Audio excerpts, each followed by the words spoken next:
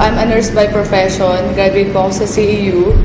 And then po, after ko po makagraduate, nag-work po ako sa hospital for 1 year. Sobrang nakakapagod po.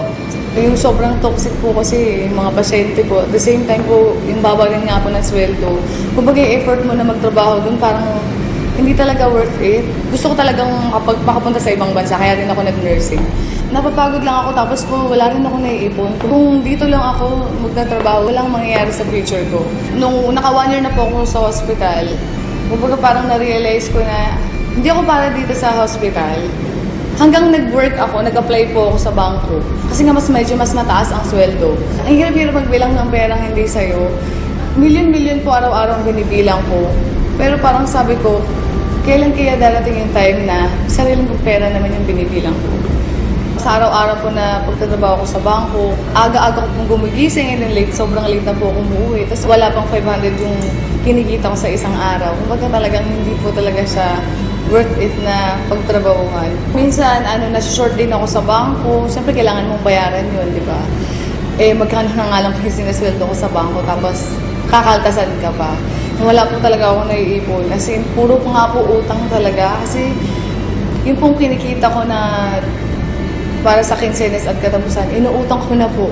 Kaya po pag halimbawa sweldo na po, dumadaan lang sa palad ko at kailangan ko nang bayaran yung mga dapat ko pong bayaran. Naisip po, paano na yung future ko? Kapag kung ganito lang ng ganito. Etong negosyo na to, pinagdasal ko kasi talaga siya. Nung after ko pong magdasal, actually, mga ilang days lang namin ko po si Upline Jong Orhe, na isa rin po sa mga Millionaires Club ng Royal. Kumbaga po, sobrang blessing na ma-share sa akin yung opportunity. And explain niya sa akin yung negosyo. Ang ganda pala talaga ng Royal. At the same time, yung products ng Royal napakaganda at sobrang dami ng produkto. Ang kumpanya, very stable. As in, nung napakinggan ko yung negosyo ng Royal, yung pananaw ko sa buhay, sobrang nag-iba. Sabi ko, meron palang ganitong opportunity. Bakit ngayon ko lang nga talaga pinakinggan?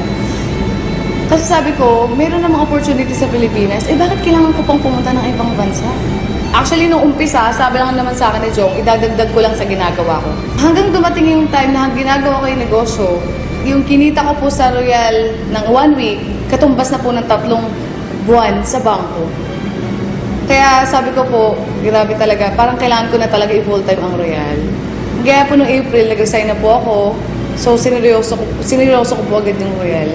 Na-realize ko na working hard is different from working smart. Kahit gaano ka kasipag, kahit gaano ka katsaga, kung magamaling sistema yung ginagawa mo, hindi ka yayaman.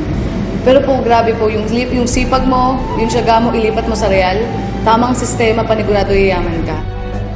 Mas nakakaipon na ako ngayon, and like dati kasi, talagang puro utang. Ngayon yung mga utang ko, nabayaran ko na.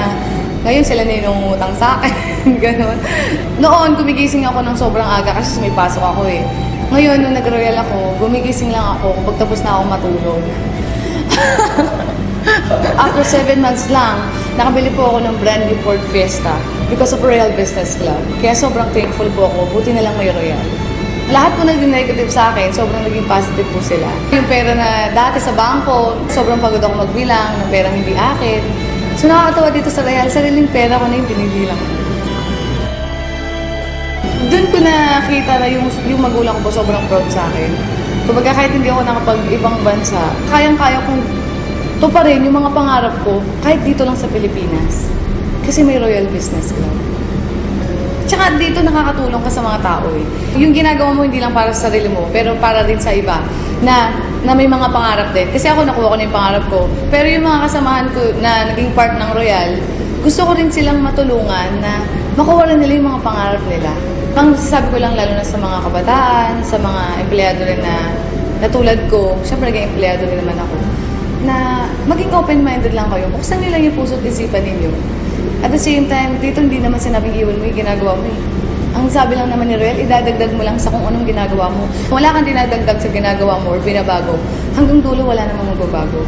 Meron lang kasi akong binago, meron lang akong dinagdag, kaya may nagbago. Kumbaga yung mga pangarap ko, nakuha ko because of Royal Business Club. Buti na lang may Royal.